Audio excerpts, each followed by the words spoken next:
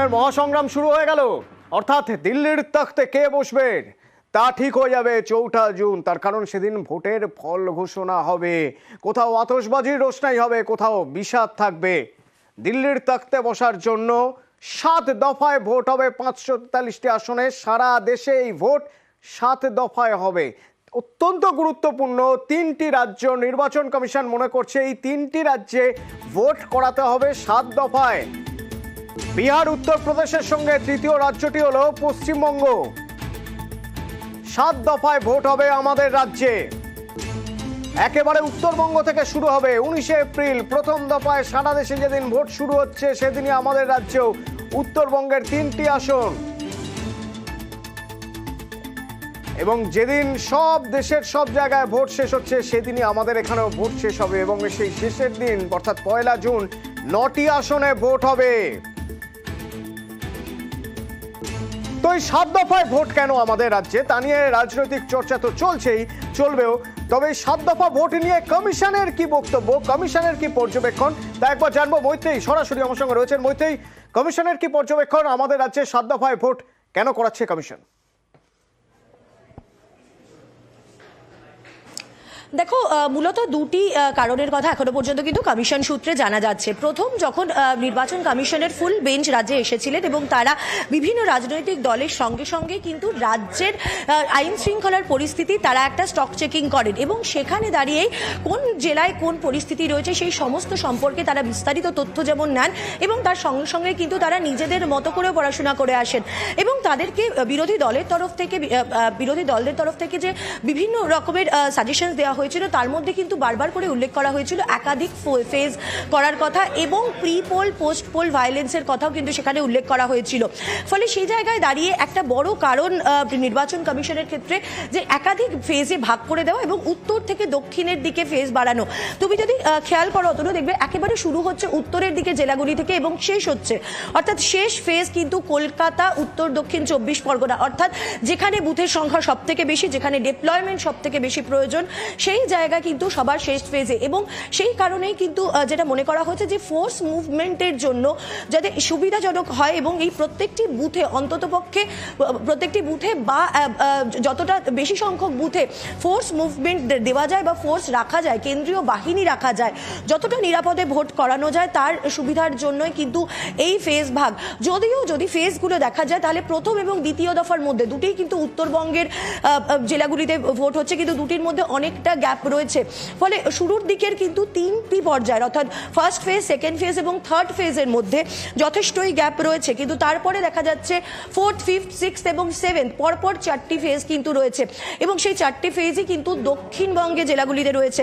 যেটা মনে করা হচ্ছে যে সেই সময় অন্যান্য রাজ্যের ভোটগুলি অনেকটাই শেষ হয়ে আসবে, যার ফলে অন্যান্য রাজ্যে যে সমস্ত জায়গায় ফোর্স রয়েছে সেখান থেকে ফোর্স মুভ করানোর জন্যই কিন্তু সেকেন্ড এবং থার্ড ফেজের পর থেকে কিন্তু অনেক কাছাকাছি ফেজ এবং দক্ষিণবঙ্গের জেলাগুলিকে ভাগ করে দেওয়া হয়েছে এবং অনেক দীর্ঘায়িত করা হয়েছে। একেবারে 1 জুন পর্যন্ত শেষ দফা পর্যন্ত ভোট নিয়ে যাওয়া হয়েছে। কমিশন তরফে আমরা এখনো পর্যন্ত যেটা জানতে পারছি, মূলত ফোর্স ডিপ্লয়মেন্টটা যাতে ঠিকঠাকভাবে করা যায় এবং নজরদারি যাতে ঠিকভাবে করা যায় সেটার দিকে মাথায় রেখেই কিন্তু এতগুলি পর্যায়ে ভাগ করা হয়েছে রাজ্যের ভোট। মৈত্রেয়ী আমার সঙ্গে থাকবেন, তবে তার আগে আপনাদের একটু দেখিয়ে রাখতে চাইবো এই যে 7 দফায় ভোট হচ্ছে, 7 দফায় ভোটের আগে মানে যখন ভোট ঘোষণা হচ্ছে তার আগে থেকে তৃণমূল বলে এসেছিল 1 বা 2 দফায় ভোটের কথা। 7 দফায় ভোট ঘোষণা হওয়ার পর চন্দ্রিমা ভট্টাচার্য এই 7 দফার ভোট নিয়ে কি বলছেন, তৃণমূলের কি ভার্সন শোনাবো আপনাদের। আমরা বারবার বলেছিলাম যে পশ্চিমবঙ্গের ক্ষেত্রে এই নির্বাচনের 2টি ধাপে অথবা 1টি ধাপে হোক। আমাদের অভিজ্ঞতা থেকে আমরা জানতে পেরেছি যে যদি 1 দফায় ভোট হয় অথবা 2 দফায় ভোট হয় তাহলে ভোটারদের ভোট দেওয়ার ক্ষেত্রে সুবিধা হয়। যদি দফা বাড়ে তাহলে ভোটার সংখ্যায় একটা কমতি দেখা যায়। এটা যুক্তরাষ্ট্রীয় পরিকাঠামোর বিরুদ্ধে। যদি এতগুলো দফায় ভোট হয় তাহলে যাদের কাছে ফান্ড কম তাদের থেকে যাদের কাছে ফান্ড বেশি তারা বেশিভাবে সেটা মোবিলাইজ করতে পারেন, টাকাটা লাগাতে পারেন নির্বাচনের ক্ষেত্রে। ওই যে আপনাদের বলছিলাম যে শুধুমাত্র আমাদের রাজ্যে 7 দফায় ভোট তা নয়, বিহার এবং উত্তরপ্রদেশেও 7 দফায় ভোট। শ্রমিক ভট্টাচার্য তার এই 7 দফা ভোট প্রসঙ্গে বলতে গিয়ে বিহার উত্তরপ্রদেশ প্রসঙ্গই টেনে আনলেন। প্রথমে নির্বাচন কমিশনকে অভিনন্দন জানাই, তার এই সিদ্ধান্তকে আমরা স্বাগত জানাচ্ছি। শাসক দলের রাজ্যে 1 দফায় ভোট আর পশ্চিমবঙ্গে 7 দফার ভোট, যে উত্তরপ্রদেশ এবং বিহারে গত 10 বছরে কোনো ভোট হিংসার ঘটনা নেই, সেই উত্তরপ্রদেশ বিহারেও আজকে 7 দফায় নির্বাচন হচ্ছে এবং তার সঙ্গে সঙ্গে পশ্চিমবঙ্গ। বিহার উত্তরপ্রদেশ তাদের নির্দিষ্ট ভোট সংস্কৃতির অতীতে যা আমরা দেখেছি তার থেকে বেরিয়ে আসতে পেরেছে, কিন্তু আমরা পশ্চিমবঙ্গে সেই জায়গায় বেরোতে পারলাম না। শুধু এখানেই শেষ নয়, 7 দফা ভোটের পিছনে নির্বাচন কমিশন আরও একটি কথা জানাচ্ছে, তা হলো এবার তারা কোনো রকম হিংসার ক্ষেত্রে 0 টলারেন্স নেবে। তো সেই 0 টলারেন্স কি কোনো রকম কোনো অভিযোগ পেলে 100 মিনিটের মধ্যে সেখানে কমিশনের প্রতিনিধি পৌঁছে যাবেন, অর্থাৎ বাহিনী পৌঁছে যাবেন। আর কি কি পদক্ষেপ করা হবে, প্রচার কিভাবে করা হবে, মৈত্রেয়ী একটা রেড লাইন যেন লঙ্ঘন না করেন কোনো দল প্রচারের সময়, সে কথা বলা হচ্ছিল। নির্বাচন কমিশন 0 টলারেন্স নিচ্ছে, কি কি পদক্ষেপ করছে?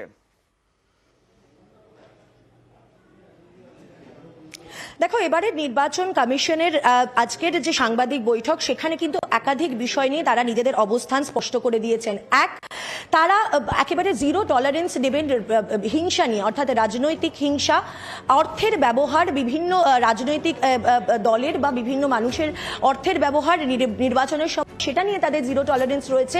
এবং সঙ্গে সঙ্গে কিন্তু তারা বলছেন যে সাধারণ মানুষকে এগিয়ে আসতে, তাদের কাছে জানাতে সিভিজি ল্যাবকে তারা মানুষের কাছে পৌঁছে দিচ্ছেন এবং সেখানে তারা বলছেন যে আপনারা জানান যে কোথায় সমস্যা হচ্ছে, আপনারা আমাদের জানান এবং 100 ঘন্টার মধ্যে আপনাদের লোকেশন ট্র্যাক করে সেখানে পৌঁছে যাবে নির্বাচন কমিশন। এর পাশাপাশি কি করা হচ্ছে, কমিশন 6 দফার নজরদারি চালাবেন। একজন স্পেশাল ব্যক্তি থাকবেন যিনি 6 দফার নজরদারি চালাবেন। প্রত্যেকটি এসি রয়েছে, অর্থাৎ প্রত্যেকটি কেন্দ্রে তিনি থাকবেন এবং তিনি নজরদারি চালাবেন 6 রকম ক্ষেত্রে। 6 রকম ক্ষেত্রটা কি কি? তার মধ্যে রয়েছে সোশ্যাল মিডিয়া, তার মধ্যে রয়েছে জেনারেল মিডিয়া, তার মধ্যে রয়েছে ওয়েবকাস্টিং যেখানে হচ্ছে সেই সমস্ত জায়গা, তার সঙ্গে সঙ্গে সিভিজিল, এইরকম সহ মোট 6টা ক্ষেত্রে কিন্তু নজরদারি চালানো হবে। এর পাশাপাশি তারা কি বলছেন যে রেড লাইন না ক্রস করার জন্য, অর্থাৎ একেবারে সমস্ত রাজনৈতিক দলের জন্য তাদের বার্তা, কখনো কোনো কটূক্তি করবেন না, কাউকে ব্যক্তিগত আক্রমণ করবেন না এবং রাজনীতির যে শালীনতা, সেই শালীনতার যে মাত্রা রয়েছে সেটাকে উল্লঙ্ঘন করবেন না। তার সঙ্গে সঙ্গে কিন্তু আজকে জাতীয় নির্বাচন কমিশনার রাজীব কুমারের কথায় সুস্পষ্ট বার্তা আবারও শোনা গিয়েছে বিভিন্ন রাজ্যের বিভিন্ন জেলার যারা প্রধানরা রয়েছেন তাদের জন্য, অর্থাৎ জেলা শাসক বা ডিওদের জন্য। তাদের বার্তা হচ্ছে প্রত্যেকটি জেলার জেলা শাসকদেরকেই তারা ধরবেন এবং তারা নিশ্চিত করবেন কড়া পদক্ষেপের মাধ্যমে যাতে নির্বাচন সুষ্ঠুভাবে সম্পন্ন হয়।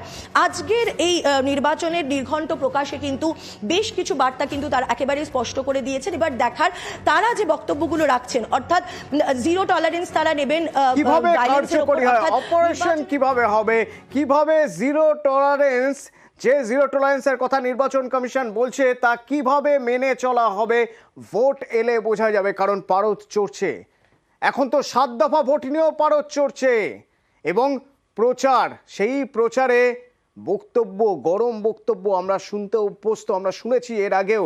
এবার কিভাবে সেই সব বিষয় নির্বাচন কমিশন হ্যান্ডেল করে নজর থাকবে এবং এই যে 7 দফায় ভোট, এ নিয়ে বিভিন্ন রাজনৈতিক দল কি বলছে সব শোনাবো বিরতির পর, সঙ্গে থাকুন।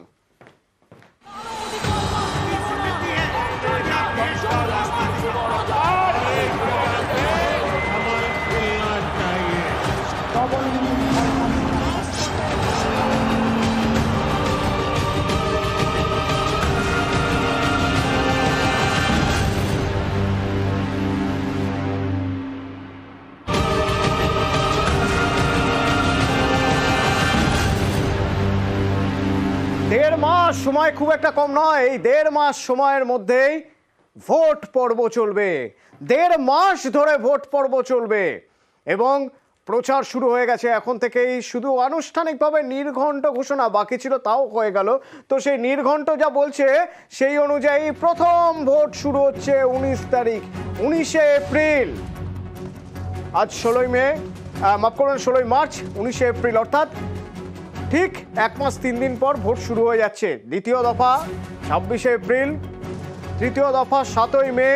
প্রথম দুটি দফায় 3টি আসনে, তৃতীয় দফায় 2টি আসনে, আর তারপরে চতুর্থ আসন থেকে দেখা যাবে আসন সংখ্যা বাড়ছে, চতুর্থ দফা থেকে আসন সংখ্যা বাড়ছে। চতুর্থ দফা বহরমপুর, কৃষ্ণনগর, রানাঘাট, বর্ধমান পূর্ব, বর্ধমান, দুর্গাপুর, আসানসোল,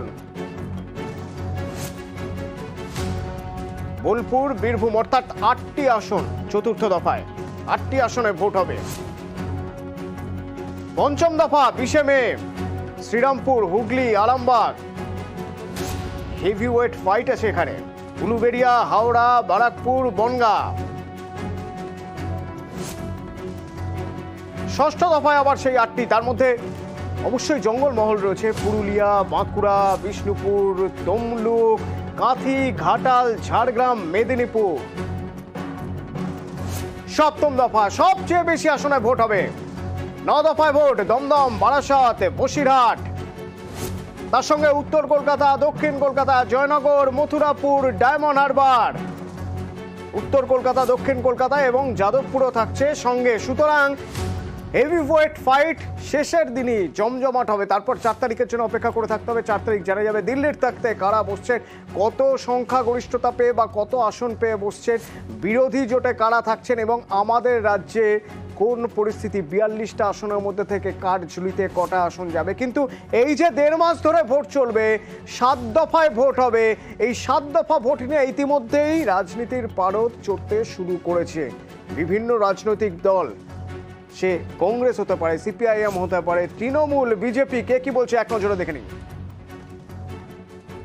7 দফায় হলে ইলেকশন কমিশন ঘোষণা করলে হতেই হবে, কোনো উপায় নেই। কিন্তু যে দফাই হোক না কেন, আমরা কিন্তু হাজার চেষ্টা করেও আটকাতে পারবে না, আমরা বিজেপিরই দফারফা করে দেবো। গতবারও 7 দফায় ভোট হয়েছিল, তো এবারও 7 দফায় ভোট হচ্ছে। এবার আশা করি কেন্দ্রীয় বাহিনীর সংখ্যা আরও বেশি থাকবে, কারণ প্রতি বুথে কেন্দ্রীয় বাহিনী ছাড়া পশ্চিমবঙ্গে ভোট সম্ভব নয়। এবং নির্বাচন কমিশনের প্রেস কনফারেন্স আমি যতটা দেখেছি মুখ্য নির্বাচন কমিশনার, তাতে উনি বলেছেন মাসেল পাওয়ার বন্ধ করা, মাসেল পাওয়ারের ব্যবহার বন্ধ করার জন্য যা যা ব্যবস্থা নেওয়ার নির্বাচন কমিশন নেবে। তা আমরা স্বাগত জানাচ্ছি 7 দফা ভোটকে। আমি ভেবেছিলাম হয়তো 8 দফায় হবে, তো 8 দফা হলো না, 7 দফাতে হচ্ছে। ঠিক আছে, চলবে। उम्मीद भी करूंगा कि हमारे देश में जो चुनाव होने वाला है वो सही सलामत हो, आम लोग निश्चित तरीके से निर्भय होकर, निडर होकर सब मतदान करें और चुनाव में निष्पक्षता बरकरार रहे और सबके साथ न्याय हो, सब पार्टी के साथ। 7 चरण में चुनाव इलेक्शन कमीशन अगर सही समझे 10 चरणों में भी चुनाव किया जा सकता है। पिछले साल में भी 7 चरणों में चुनाव हुई थी कि जमीनी हकीकत कुछ बदले नहीं, स्थिति कुछ बदले नहीं, 7 चरणों में हम फंसे हुए हैं। পশ্চিম বাংলায় 1 দফায় ভোট হবে এই পরিস্থিতি তৃণমূল রাখেনি। পঞ্চায়েতের ভোট, বিধানসভার ভোট, লোকসভার ভোট, ক্লাবের ভোট, সব দফাতেই তৃণমূল লুঠের রাজনীতি করে। উত্তরপ্রদেশের অনেক বড় রাজ্যও বটে, ওদেরও 7 দফা, আমাদেরও 7 দফা। পশ্চিমবাংলায় সরকার যে রকম হাল করেছে তাতে 1 দফায় ভোট হওয়া কঠিন। ঠিক উত্তরপ্রদেশেও যেভাবে হাল করেছে আদিত্যনাথের সরকার, একই রকম মমতার সরকারও তাই। নির্বাচন কমিশনের পর্যবেক্ষণ, যেভাবে আমাদের রাজ্যে ভোট হচ্ছে বা আমাদের রাজ্যে যেভাবে বাহিনী এক জায়গা থেকে আরেক জায়গায় নিয়ে যেতে হচ্ছে ভোটের জন্য, তাতে 7 দফায় ভোট আমাদের রাজ্যে প্রয়োজন। তো আমাদের রাজ্যে 7 দফার ভোট নিয়ে যেমন রাজনৈতিক চর্চা চলছে, তেমনি ভোট নিয়ে কিন্তু ভাবনা চিন্তা করছেন রাজ্যপালও, এবং যাতে ভোটে কোনো রকম কোনো অশান্তি না হয় তার জন্য প্রয়োজনে তিনি নিজে ভোট কিভাবে হচ্ছে তা দেখার জন্য রাস্তায় নামবেন। একটি স্কুল পরিদর্শনে গিয়েছিলেন আজ। সেখানে রাজ্যপাল বলছেন যে রক্তের হোলি নিয়ে রাজনীতি বন্ধ করতে হবে, অতীতের অশান্তি বন্ধ করতেই হবে, আর তার জন্য প্রয়োজন হলে তিনি রাস্তায় নেমে দেখবেন ভোট কেমন হচ্ছে। I will be in the field right from day one of the election. My 2 priorities will be to see that violence is ended, corruption is ended in election. That I will do to the best of my ability. I will be on the road at 6 a.m. before others wake up. I will be acting as part of the Gen Raj Fund or Mobile Raj Fund. I will be available with the people. You know what I once said during the Panchayat election? Political holy with the human blood will not be allowed in Bengal anymore. কিন্তু এই যে রাজ্যপাল রাস্তায় নেমে vote কিভাবে হচ্ছে দেখবেন বলছেন বা একেবারে নজরে রাখবেন বলছেন, তা নিয়ে কটাক্ষ করছে তৃণমূল। আবার তৃণমূলের সেই বক্তব্যের পাল্টা কটাক্ষ করছে বিজেপি। আমি রাজ্যপালকে অনুরোধ করব এই ধরনের পাগলা দাশু টাইপ স্টেটমেন্ট করে পদটার অপব্যবহার করবেন না। ভোটের দিন রাস্তায় রাজ্যপালের কোনো কাজ নেই। রাজ্যপাল বরং উনি এটা দেখুন যে সেন্ট্রাল ফোর্স যেন বিজেপির ক্যাডারের মতো কাজ না করে, গুলি না চালায়। The central forces should not influence the voter in favour of BJP. You must talk to the incharges of central forces and guide them properly. It will help the election process to be free and fair. রাজ্যপাল ইচ্ছা শক্তি দেখিয়েছেন। রাজ্যপাল একটা অনুভূতি প্রবণ মন নিয়ে তিনি বলতে চাইছেন যে রক্তপাত শূন্য নির্বাচন। তৃণমূল কংগ্রেস উদাহরণ দিচ্ছে উত্তরপ্রদেশের। গত 10 বছরে উত্তরপ্রদেশের কোনো নির্বাচনে কেউ মারা গেছে? বিহারের মতো জায়গায় সেখানে নির্বাচন এবং নির্বাচনোত্তর কালে কোনো রাজনৈতিক সংঘর্ষ হয়েছে? রাজ্যপাল বলছেন মাঠে থাকবেন। তিনি একটা বার্তা দিচ্ছেন যে রক্তপাতহীন নির্বাচন। সেই বার্তাটাকে গ্রহণ করবার মতো ক্ষমতা তৃণমূল কংগ্রেসের নেই। যত দফায় ভোট হোক সেই ভোটে জিতবে কারা, কটা আসন জিতবে? কুণাল ঘোষ বলছেন তৃণমূলের টার্গেট 42টা আসনই, তার মধ্যে 35টা তো তারা জিতবেনই এবং টার্গেট থাকবে বিজেপিকে 4-5টা আসনের মধ্যে বেঁধে রাখার। সিপিএম কংগ্রেস কি হবে? সিপিএম কংগ্রেস 0 পাবে বলছেন কুণাল ঘোষ। আমরা 42 টার্গেট করে এগোচ্ছি। 30 থেকে 35 আমরা নিশ্চিতভাবে পাচ্ছি। কংগ্রেস এবং সিপিএম 0 পাবে। বিজেপি তাদের 2টি, 3টি, 4টি সিটের মধ্যে কিভাবে সীমাবদ্ধ রাখা যায় সেটা আপনারা ভোটের দিন দেখতে পাবেন। বিজেপির পুরনো যারা টিকিট পায়নি তারা যোগাযোগ করছে। বিজেপির হুগলিতে, বিজেপির ব্যারাকপুরে তারা বলছে আমরা চাই না এই বিজেপির এই প্রার্থী জিতুক। বিজেপিকে 4-5টি আসনের মধ্যে বেঁধে রাখার কথা যখন কুণাল ঘোষ বলছেন, তখন আবার সেখান থেকে শ্রমিক ভট্টাচার্য বলছেন যে তৃণমূল কংগ্রেস আমি তো নিশ্চিত তৃণমূল কংগ্রেস 42 কেন 44টি আসন পাবে।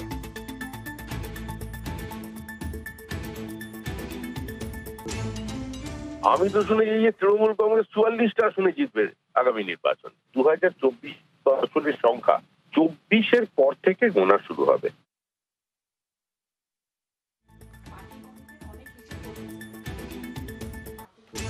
তো 0 পাওয়ার কথা বলছেন কুণাল ঘোষ যে সিপিআইএম এবং কংগ্রেস তারা 0 পাবে। তো একবার জেনে নেওয়া যাক এই কথা শোনার পর সিপিআইএম কংগ্রেস তারা কি ভাবছে, তারা কি বলছে। পাটিগণিতের অঙ্ক ভুল হয়ে যাবে। তৃণমূলের 35-এর বেশি কম না, আর বিজেপির 24-এর বেশি কম না, দুই মিলিয়ে 59। 42টা আসনের মধ্যে 59টা ওরা পাবে। আর আপনি ধরে নিন আমরা তাহলে -17। যে যত বেশি বলতে পারবে তার তত দলে পোস্ট বাড়বে। ওনাদের এই খেয়ালি পোলাও পাকালে কোথাও কোথাও ঘি একটু বেশি দিতে হয়, এসব বললে একটু দলের নাম্বার বেশি পাওয়া যায়। বিজেপি আর তৃণমূল কার্যত এগুলো করে মানুষের কাছে দেখাতে চাইছে নির্বাচনের আগেই মানুষের উপর ভরসা কম, আমরাই ভোটের নাম্বার দিয়ে দিচ্ছি। মনে মনে যদি খুশি থাকেন খুশি থাকুন না। 35-এর জায়গায় 5 করবে না 3 করবে, এটা মানুষ ঠিক করবে। একদিকে কথার পিঠে কথা চড়ছে, আর একদিকে চলছে প্রচার, রাস্তায় নেমে প্রচার। যারা নতুন ভোটে দাঁড়িয়েছেন তারা কিভাবে প্রচার করছেন রচনা বন্দ্যোপাধ্যায়।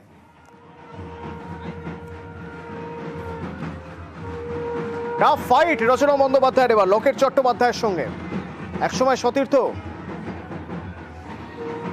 সিনেমা করতেন দুজনে একসঙ্গে, আর এখন রাজনীতির ময়দানে যুযুধান দুপক্ষ।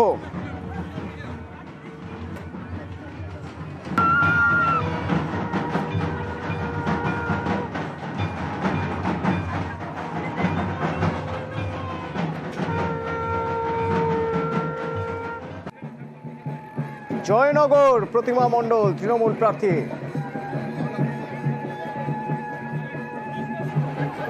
প্রচারের অনেকটা সময় পাবেন, কারণ সেই জুনে গিয়ে ভোট, অনেকটা সময় হাতে থাকবে। সপ্তম দফায় ভোট হবে এই জয়নগরে।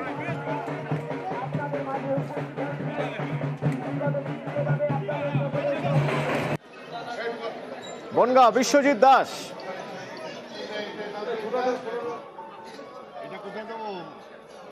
পুজো দিয়ে প্রসাদী ফুল নিয়ে শুরু করলেন প্রচার।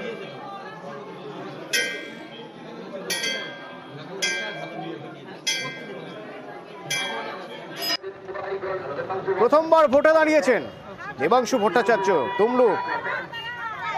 একসময় এই তমলুক অত্যন্ত গুরুত্বপূর্ণ হয়ে উঠবে যখনই বিজেপির প্রার্থী ঘোষণা হবে। তার কারণ এখনো পর্যন্ত যা হিসেব নিকেশ, সেই অনুযায়ী অভিজিৎ গঙ্গোপাধ্যায় এখানে প্রার্থী হতে চলেছেন বিজেপির, আর তার বিরুদ্ধে দেবাংশু ভট্টাচার্য প্রথমবার যিনি ভোটে দাঁড়াচ্ছেন।